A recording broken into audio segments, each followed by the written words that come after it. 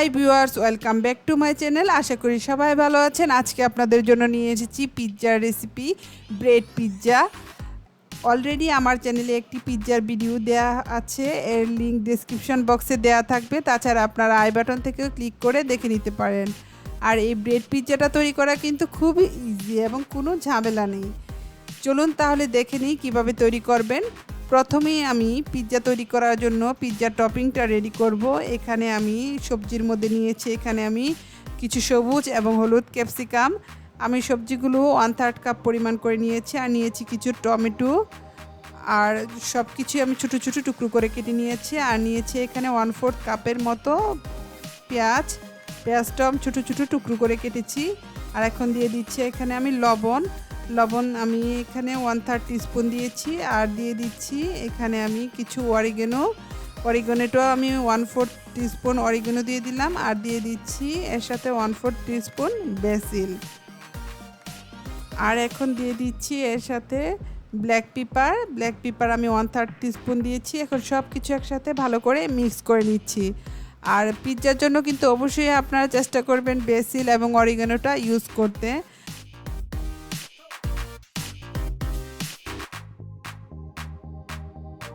Vegetable মিক্সচারটা ready হয়ে গিয়েছে। এখন আমি এর সাথে নিয়েছি পিৎজা সস 1/2 কাপ।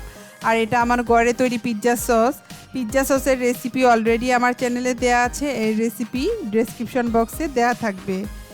আর এখানে নিয়েছি মজারেলা চিজ গ্রেট করে, আর এর লিঙ্কও ডেসক্রিপশন বক্সে দেওয়া থাকবে।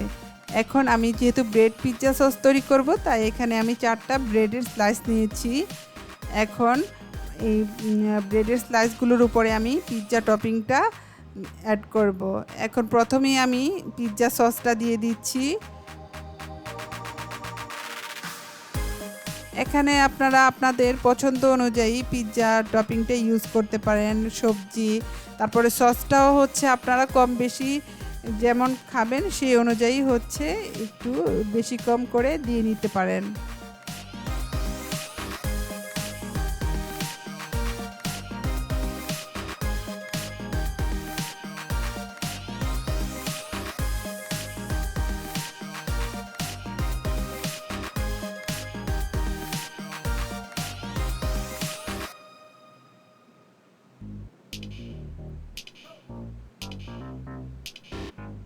এখন আমি এর উপরে দিয়ে দিব যে ভেজিটেবল মিক্সচারটা তৈরি করেছিলাম, সেই মিক্সচারটা আমি দিয়ে দিচ্ছি।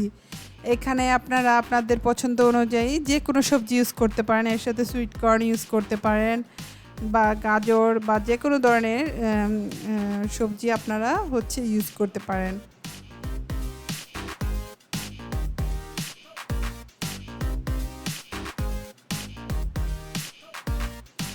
সবজির মিক্সচারটা দেওয়া হয়ে গিয়েছে। এখন আমি এর উপরে দিয়ে দিব মজারেলা চিজ। এখানে আমি যে গ্রেট করা চিজটা রেখেছিলাম সেই চিজটা আমি দিয়ে দিচ্ছি। আর চিজটা আপনারা যদি একটু বেশি খেতে পছন্দ করেন তাহলে হচ্ছে চিজটা একটু বাড়িয়ে দিবেন। পিৎজাতে চিজটা একটু বাড়িয়ে দিলেই পিৎজাটা খেতে ভালো লাগে। এখন সবশেষে আমি এর উপরে দিয়ে দিচ্ছি কিছু ব্ল্যাক অলিভস।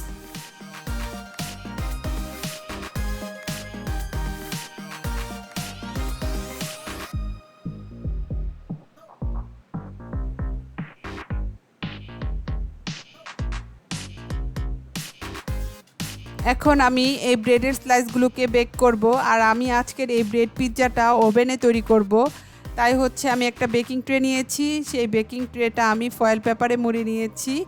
এখন আমি এই বেকিং ট্রের মাঝে এই ব্রেডের স্লাইসগুলোকে তুলে নিব।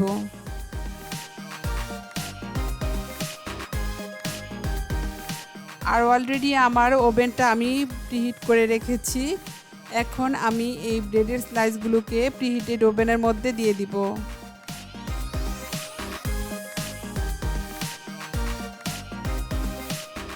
আমি প্রিহিটেড ওভেনে 180 ডিগ্রি প্রিহিটেড ওভেনে এই হচ্ছে ব্রেডের স্লাইসগুলো এখন দিয়ে দিচ্ছি বেক করার জন্য।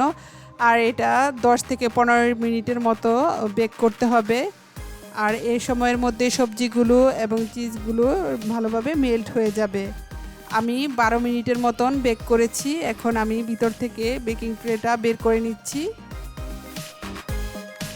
আমার পিৎজাটা রেডি হয়ে গিয়েছে, পুরোপুরি রেডি, এবং দেখতেই পাচ্ছেন খুব সুন্দর করে হচ্ছে বেক করা হয়ে গিয়েছে, এবং হচ্ছে ব্রেডগুলো সুন্দর ভালোভাবে টোস্ট হয়েছে। এখন আমি একটা সার্ভিং ডিশের উপরে এই পিৎজাগুলো তুলে নিয়েছি।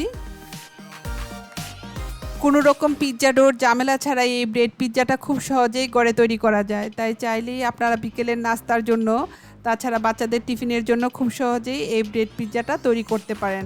এখন আমি একটা পিৎজা কেটে দেখাচ্ছি, আপনারা চাইলে কিন্তু এভাবে হচ্ছে কেটেও হচ্ছে ব্রেড পিৎজাটা সার্ভ করতে পারেন। আর এই পিৎজাটা কিন্তু খেতে বাচ্চারা খুবই পছন্দ করবে, আর বিশেষ করে আমার বাচ্চা এই পিৎজাটা খেতে খুবই পছন্দ করে। আশা করি এই রেসিপিটি আপনাদের ভালো লেগেছে, এবং ভালো লাগলে অবশ্যই আমার চ্যানেলটি সাবস্ক্রাইব করুন, লাইক কমেন্ট শেয়ার করুন। সবাই ভালো থাকবেন। আল্লাহ হাফিজ।